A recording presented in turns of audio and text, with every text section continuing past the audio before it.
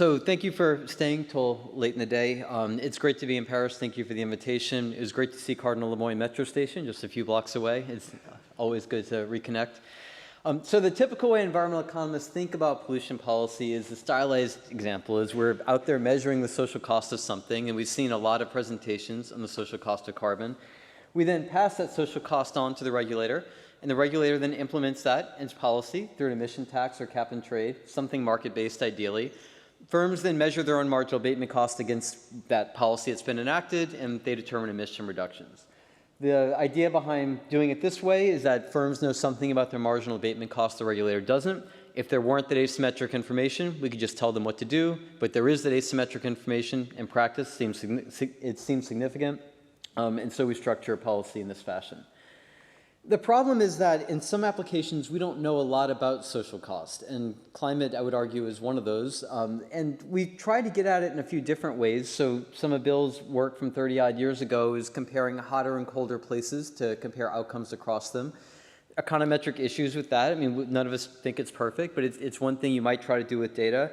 Another thing you can do is some of Michael's work from 15 years ago, looking at outcomes in hotter or colder days, seasons, or years, and seeing how those, and trying to back out climate damages from that.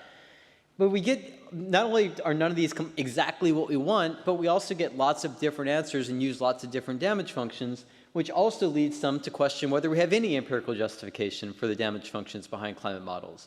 And even if you didn't go that far, we'd probably have more policy impact if we did have something more credible and consistent that would allow us to give numbers with a consistent voice. So Michael took this problem and went very far in one direction, trying to use data to see how much we can say to take credibly identified weather variation and then map it into cross-sectional variation in order to learn about adaptation over time and try to get a purely data-driven set of climate impacts. I'm maybe more a member of the Chicago School than Michael, so I'm going to take the exact opposite approach. And I'm going to try to think about how do we design an institution to back out what information people in the world already have about climate damages. So I'm not going to try to measure them myself, although it's still an externality. The regulator's going to have to measure something, but I'll try to reduce the task of the regulator. But instead, I'm going to try to transform it and put the informational burden on the agents in the economy. So I'm going to look at asymmetric information about social cost, not just about abatement cost. So I'm going to design a new type of policy that's going to ideally do three things, and then a lot of the work of the paper is to see how well it actually does these three things and under what conditions it does them well. So one, we don't want to lose the ability to efficiently price emissions, conditional on having good information, which is what an emission tax and cap and trade do. Two, I'm going to argue that emission taxes and cap and trade face limitations on efficiently incentivizing removal of old carbon emissions. And ideally, this policy would do better at that, and I'll argue that it does. And the third, and the most important, and the one I'm going to try to make sure I devote most of the time to, is I want to efficiently aggregate the diverse information present throughout the economy, which is not something even in the wheelhouse of emission taxes or cap and trade. And I'll define when that actually is a problem for emission taxes and cap and trade and when it's not, and then see theoretically how close this new policy might get. So I show that emission tax need only achieve the first goal, and then the work of the theory is showing when it actually has a problem with goals 2 and 3 and when it doesn't. And the goal here is that one policy is actually going to both measure and control the externalities. So it's a bit of a different framing for environmental policy. So what I'm going to call the policy is carbon shares, open to a better name for it. It's basically a dynamic deposit refund instrument. So instead of paying a tax per unit of emissions, firms put down a deposit at the time of emission, and I'll show an illustration of this later. In return, they're going to receive a tradable asset that's backed by that deposit. And period by period, the regulator is going to issue a refund to the holders of the asset, whoever they may be. That refund's based on whatever damages are measured as ongoing in that period and how far they fall short of what damages could have been as implied by the deposit. So if climate change isn't bad, you get big refunds. If it turns out to be bad, you get small refunds. The asset's price, I'll show and I'll argue, is going to be an equilibrium prediction of future damages, and how good a prediction is part of the work of the paper. Reducing emissions is valuable. The refunds are only partial, so you don't want to put down the deposit and lose some of it, but not getting refunds. That's going to be the incentive not to emit. Also, once carbon's emitted, a shareholder can choose whether to just leave it in the atmosphere year after year and bet on getting future refunds, or pull it back out and recover what's left of the deposit, which is the incentive to do carbon removal in the end. And how good that incentive is what I'm going to also have to work to describe. So now the picture is that agents are measuring their own exposure to climate change. And now you can look in the news every day. I mean, now firms are regularly thinking about how exposed they are, what kind of adaptation do they have to do. There's evidence from finance. Homeowners make similar decisions and questions. So there is information dispersed throughout the economy in this context. Maybe a lot, maybe a little, but that's ultimately an empirical question. The regulator's going to have to measure recent aggregate damages. So I could talk at the end how this might be reconciled with Michael's work. I think they're actually complementary at a basic level. Agents can then trade an asset where they're, in effect, what they're trying to do is predict the regulator's future measurements based on the information that they've got from their sector. And then firms are going to reserve its price and measure their own marginal abatement cost. So this is roughly the structure. You don't cut the regulator out entirely. There's an externality. You got to have a regulator doing something. But what the regulator's doing is a little bit different than in the traditional model. So this is going to intersect with a few literatures. Obviously, there's a big literature on asymmetric information in the environment. This is Marty Weitzman's work and many papers after that. All that, to my knowledge, is on asymmetric information about abatement cost. As I mentioned, this is on the damage side, although I'm not losing the abatement cost side. That's why it's a market-based instrument. There's a big literature dating back to Bill's work in at least the 70s, if not earlier, on Pigouvian carbon taxation. Very complementary to that. It's a big literature on estimating the damages that you need in order to figure out what the carbon tax should be. And this is in line or motivated by that work, but taking a slightly different angle on the same question. There's a very closely tied, once I get to the asymmetric information model, is the work on asymmetric information in financial markets. And this is Grossman-Stiglitz and a lot of Xavier Vivas's work and a few others, Laura Veldkamp. And the model I'm going to write down looks very much in line with that. It's different because we're trying to actually measure an asset's price that is tied to an externality. I can't take an off-the-shelf model. I also care about things like correlation. That's going to be really important in my setting. That's often just abstracted from in other models. So there are things that they have to care about I don't have to care about because it's not relevant to me, and things I need to care about like dynamics and correlation that they often abstract from, but is pretty critical to my problem. Deposit refund schemes have been studied in environmental. This is a pretty different application, and it's dynamic, which I don't know of any previous paper that was.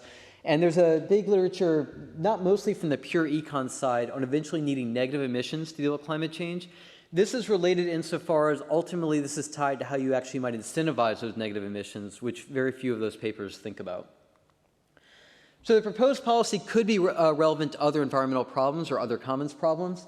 It's not going to be critical when there's not a lot of dispersed information in the economy and when removal of old emissions or old pollution is not really an option. And there are cases where those conditions aren't going to hold. Where think about lead emissions or PM emissions, probably social cost is best measured with big epidemiological data sets, and there's not much of a chance to clean up the old emissions. They kind of filter out of the air fairly quickly, ideally. In that case, this is going to reduce to a standard policy. But there are applications that are not just climate that will satisfy at least one, if not both, those conditions. Orbital debris was the first one that came to mind for me, but there are, I'm sure, plenty of others who brainstormed about it. But to me, climate's a really good motivating example, possibly going to be the best one. Okay, so outline, I'm going to go through some of this faster and slower because it's not a long talk. Roughly, I'll do the setting, I'll do the benchmark target we're aiming for. I'll define what efficiency means in this informational environment. Then I'll go over fairly quickly an emission tax, where it does well, where it falls short, and then I'll talk about the new policy and really emphasize the final two sub-bullets. Okay, so the setting. I'm going to go fairly briefly because I want to pull out the important parts of the setting that are actually relevant to what I'm talking about. So the main thing first is that there's going to be an arbitrary number of intermediate sectors in the economy that are each going to be producing and be vulnerable to climate change. And then there's some representative firm in each with a production function, fairly typical. You can purchase carbon removal. The climate models, cumulative emissions. Emissions stack up from all the sectors over time. They then drive warming in a linear fashion, which is very convenient. This is more of key stuff than what I just showed. So net output in each sector is vulnerable to climate change, to warming, capital T. The vulnerability at some given time T in sector I is controlled by the zeta IT. And I'll describe where that comes from in a bit. The multiplicative form for damages follow pretty much all Bill's work with DICE. The particular exponential form is also common to other work, such as the Gollier et al. Model. Total output is just a Cobb-Douglas aggregator of the intermediate sectors. The important thing here is the kappas, or the value shares, and that's going to come up a lot. And then consumption is just going to be whatever's left after paying for carbon removal, and there's going to be log utility over consumption. This slide is not important. Welfare is intertemporal present value of expected utility. So this is the more important final slide of the setting. What's the informational environment? It's a paper ultimately about information. So where do these sectoral impacts at time t come from? So first, there's a fixed component, bar zeta I. This is known. Everybody knows what it is, doesn't change for simplicity, time invariant. It's public knowledge, nothing too interesting about it. Just think of it as a constant. The epsilon IT are random shocks. It could either be random exposure to whatever warming happens to be, or you can think of it as randomness in the mapping from global temperature to local temperature over time. But it's just some random shocks that prevent you from backing out the true sectoral exposure immediately. And then the important parts of zeta sub I, this is what we're going to be trying to learn about, is this sector's exposure to global climate change. They're going to have a mean 0. Just if you want a non-zero mean, just absorb it into the bar zeta I. It's going to be equivalent. The key thing is I'm going to allow them to be correlated across sectors.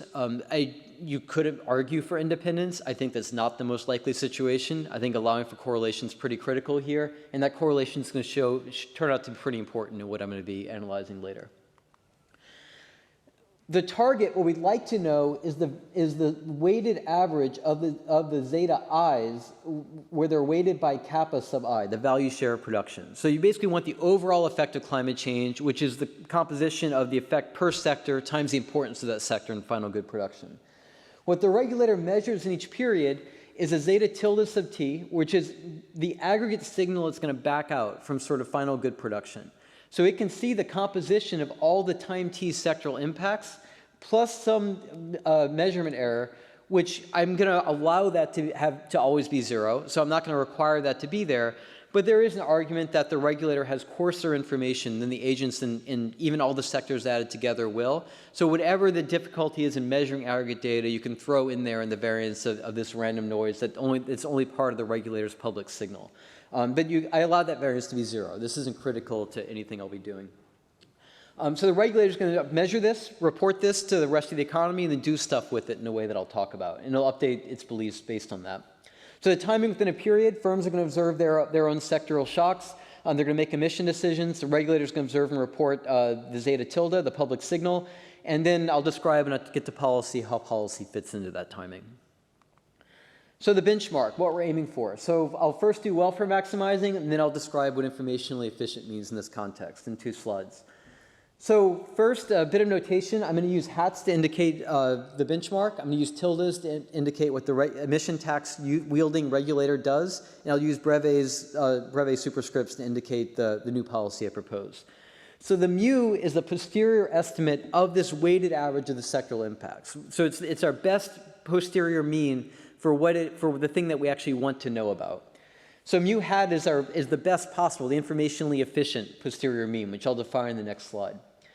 So the condition for welfare maximization is intuitive. I'm not going to dwell on it much. The left-hand one's the condition for optimal emissions. Right-hand one's condition for optimal carbon removal. We're equating the marginal benefit of emissions in terms of having more production to the known sectoral effects weighted by the value share, plus our posterior estimate of the unknown sectoral effects. The alpha turns it into per unit of carbon. 1 over r is making it a discounted present value going all the way out to infinity. So it's an intuitive expression. Removal, it's the same thing. Now we're equating marginal cost of removal to the marginal benefit of removal, which is avoiding the climate damages going forward. So the question is, what is the mu hat? This is what the regulator is going to learn over time. Initially, it's got some prior over all the sectoral impacts, and that prior defines the mu hat. But the regulator is going to see the sectoral signals it measures, or the aggregate signals it measures, and it's going to update its mu hat based on that.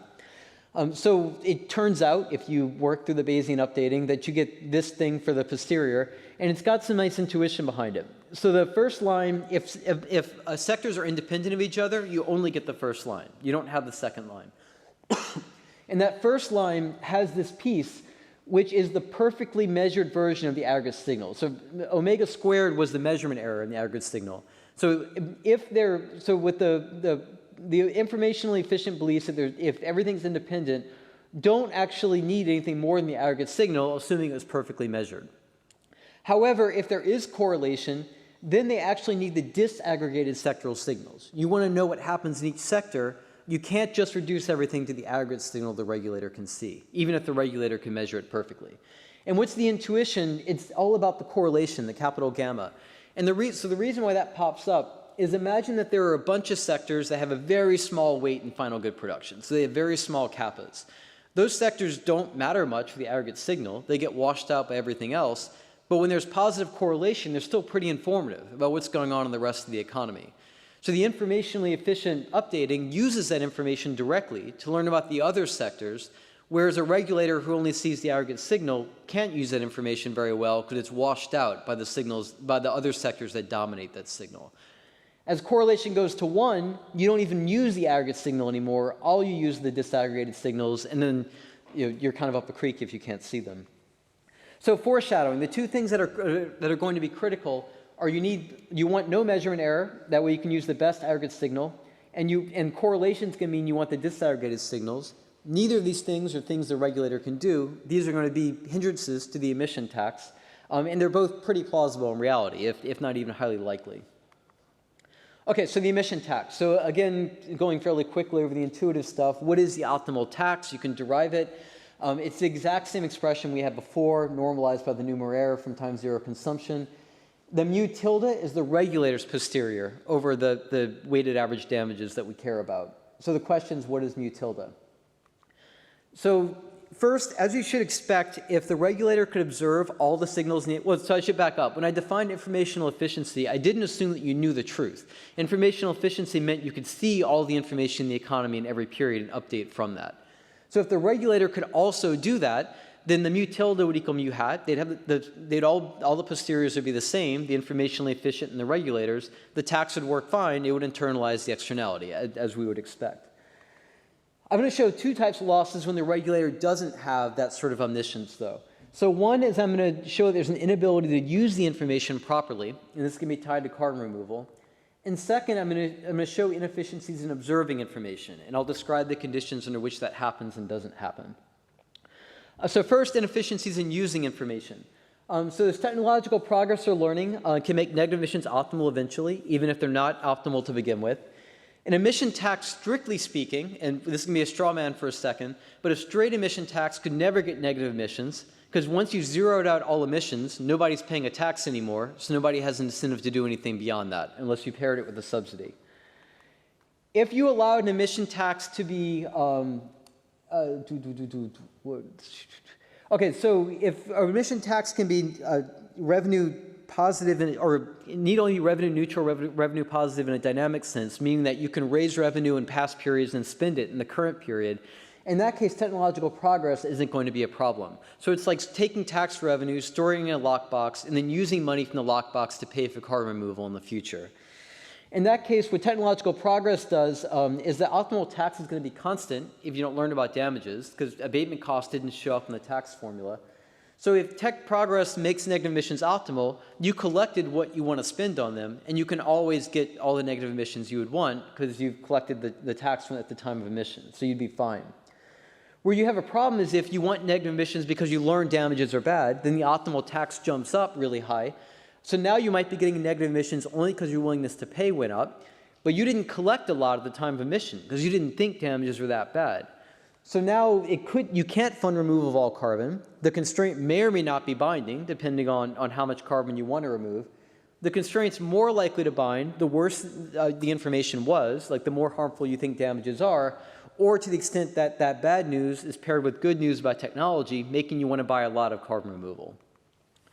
So the short summary of why there's an efficiency in using information is that it's learning about damages. It's still, the constraint on carbon removal with an emission tax is really still a learning story. It's new information about damages that's critical. The second side, the inefficiency in observing information. So the regulator's posterior, after observing the aggregate signals, it has this form. I'm not going to go through every term at the moment, but I want to compare it to what we saw earlier for informationally efficient beliefs. So what I want to note first is that as the correlation goes to zero and measurement error goes to zero, these things become the same.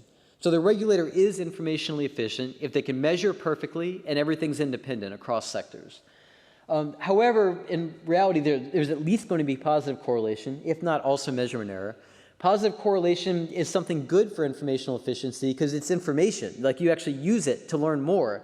For the regulator, all positive correlation did was increase prior uncertainty. The regulator's problem can be transformed to get rid of no correlation and just change the prior to be exactly equivalent, to have higher variance. And there's no such mapping for informationally efficient beliefs. The correlation and variance mean different things if you can see the individual signals, but they mean the same thing for the regulator. Okay, so the new policy, this is where I was trying to make sure I had time to get to. So a picture of what it is. So at the time of emission, firms are going to give a deposit to the regulator. They're going to receive a carbon share in return that's going to have a value determined by the market, by traders in ways I'll describe. That then can be transferred. They don't have to hold on to it. They can sell it on to whoever they want to sell it on to. And it's going to have a strictly positive value. The incentive to reduce emissions is that the deposits can be greater, as I'll prove, greater than the value of the thing they receive in return. That difference defines the incentive to reduce emissions. You could think of the carbon share as being a piggy bank over time, and we're going to draw it down from that piggy bank based on what realized damages are period by period. The gap between that and some amount that we put in the piggy bank for that period is going to be refunded to whoever holds the share in that period, and then the piggy bank is going to carry on into the next period. If, however, you choose to pay for carbon removal, for the removal of the unit of carbon behind your asset in this period, then you get the whole piggy bank back in that period. So the carbon share is basically an option to remove carbon in some future period, and you choose to exercise it based on your beliefs about what refunds are going to be in the future and what removal costs turn out to be. So the policy design. So the way I'm going to design the policy is that you can transform any deposit, capital D, into an expression that looks like our optimal social cost of carbon emission tax expressions with a mu bar instead of the mu hats or mu tildes we were using before.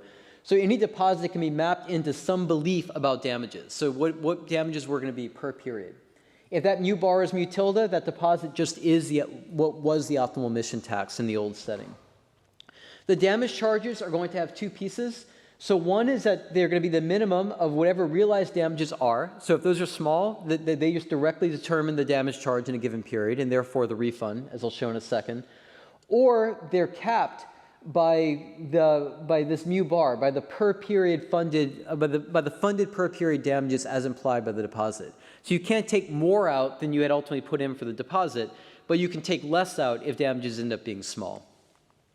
You refund the difference between the per period implied funded damages and the damage charge, and so that just goes back to whoever actually owns the share. So you're refunding based on things not being as bad as they could have been. Okay, so efficiency in using information. So I'm going to assume first common information, all agency, all signals, and just show that the policy actually uses information well. Then I'll show what information actually gets into the share price. So the share's value is the expectation of future dividends, and as we've seen, that's going to be closely tied to the expectation of future damage charges, and therefore to expectation of future damage measurements. So the private value of reducing emissions or removing carbon is that it's the difference between the deposit and this value of the share. That difference is expected damage charges. So your incentive to reduce emissions is not to lose stuff to future damage charges. Your incentive to remove carbon is to get those future damage charges back and not to lose them by getting only partial refunds. If the deposit's small, however, the refunds are going to be bounded because you can't go more than what's actually in the piggy bank. So what you're going to want to happen is have the deposit get big, because then as the deposit gets large, you don't have any artificial constraint how big the damage charges could be. I have normal distribution, so I have full support out to infinity, so I need the deposit to go to infinity. As the deposit gets large, though, we approach no loss relative to first best. So we get perfect emissions, which is good, because the emission tax did too, but we also get perfect carbon removal, which the emission tax did not get unless you're willing to spend extra money on it. So intuitively, why did this happen? So you get first best emission incentives, because what the incentive to reduce emissions is expected damage charges. That's expected realized damages. Expected realized damages, present value of that is the social cost of carbon, so that's the right calculation. The refund is, the removal incentives are again tied to expected damage charges going forward, therefore expected realized damages. We'll talk in a bit about what those expectations are, but expected realized damages are the social cost of carbon of that carbon to be removed. So these are the right calculations. You could think of the optimal deposit as the worst case social cost of carbon. Obviously, it doesn't have to be the true worst case. You just get to full efficiency in the limit as you get there. And this is kind of, well, I'll just skip over that point in the interest of time. Okay, so the final part. So what information actually gets into the share price? And so this is adapting these asymmetric information markets from the financial market literature. So I extend the model to include traders. The key things to know are that traders are attached to a sector, and they see the information in that sector, and they're going to trade on that information. And I'll define equilibrium in a second. And there's also I allow for noise traders in the model, so the price can actually be an imperfect signal of what all the information the traders actually have, which is common in this literature. So I'm going to consider the efficiency under two equilibria. So first is rational expectations, and then a Bayesian-Nash equilibrium of a game and demand functions. I'll describe why I do the second and how they differ. But I'll start with rational expectations. So the rational expectations equilibrium. So all traders back out from the price. They correctly back out from the price all the information in the price. They update their beliefs accordingly using that in their private signals. They then form their demand functions, and it turns out that the market clears with those demand functions. So if they learn optimally from the price, that price also clears the market. A fully revealing equilibrium means that they're backing out the correct signal of all the disentangled information in the economy. They see what an informationally efficient, omniscient observer would actually see in the economy. So the question is, do we get there? The answer is we do get there, again, as that deposit goes to infinity and as the noise traders go to zero. So if you don't have those noise traders, then you don't have any losses. The price of the asset is the perfect signal of what you don't see all the disentangled sectoral effects directly, but the price is actually the posterior you would have formed if you had seen all those signals directly. So the information is actually there in the price. So this is good. This is optimistic. Fully revealing rational expectations equilibria are attractive, except they're also unattractive because they're typically not implementable. Being implementable means that can they result from a well-specified game or well-specified trading strategies? Intuitively, why they might not result from that is if you learn everything there is to learn from the price, why are you trading on your own private information? And if nobody's trading on their own private information, how did the price ever get that information in the first place? So to get around that problem, I want to actually see what happens with implementable equilibria. And those are going to be Bayesian-Nash equilibrium demand functions, meaning that you're going to submit a demand function. So demand is a function of price, being aware of what you would learn if you happen to see that price. So accounting for the information that would be contained in any hypothetical price you might see, and then we'll look for an equilibrium on that. So what's going to happen is I'll show that or you don't want to see how I show it, but I do show that the emission price, the emission incentive actually ends up being what we've seen with the term the mu breve.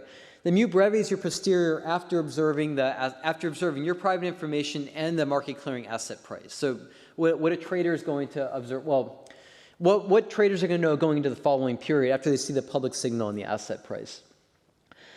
So then the question is, what goes into that mu breve? How well is information captured? Very messy expression. Spent a long time trying to get this expression. Finally got it recently. I'll pull out the key things. I don't have time to go through all the notation. The term in the top left is all there is if the regulator's aggregate measurements are perfectly correlated with the asset price, so that everything reduces in effect to the regulator's aggregate signal. So that would be the only term there is, and you would be doing basically just as well as you would under the normal regulator game. The remainder of these terms adjust the regulator's signal for the information in the asset price. And what I want to show is that they're adjusting it in a direction that actually takes us toward informational efficiency. So what the second line does is that there is a perfectly measured version of the regulators of the coming, not yet known, but coming aggregate signal embedded in the asset price. And what the second line does is it adjusts the signal that the regulator actually ends up receiving. It adjusts it for the perfectly measured version as embedded in the asset price. So it basically gets rid of some of the measurement error because the asset price aggregates it a little bit better than the public signal does. The third term, and then it's easy to see as the measurement error as sectors become symmetric, it just becomes this pure measurement, the perfectly measured public signal term with the adjustment to the regulator's information being in brackets. And I won't spend too much time interpreting it here. The final line is bringing the correlation in. And remember, this correlation was entirely not used by the regulator. So this is something that was completely missing from the regulator's information with an emission tax. And so again, let sectors be symmetric because you get a cleaner expression. If you remember, this n gamma tau squared was exactly what was in the regulator's term. And these are the disentangled signals that the regulator was using as well. So you're learning from correlation in a way that's highly reminiscent of the way that not the regulator, informational efficient beliefs. So you're learning from correlation in a way that's highly reminiscent of informational efficiency, and that's completely unattainable by a regulator who couldn't see disentangled sectoral signals.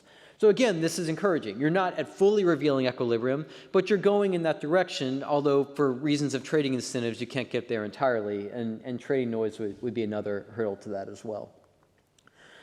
So summary, carbon shares mitigate both inefficiencies. We don't lose the incentives to get a good, to control emissions. We do use information optimally, conditional information. Even when damages are bad and we want a lot of removal, we can still incentivize it. We're doing it through the deposit.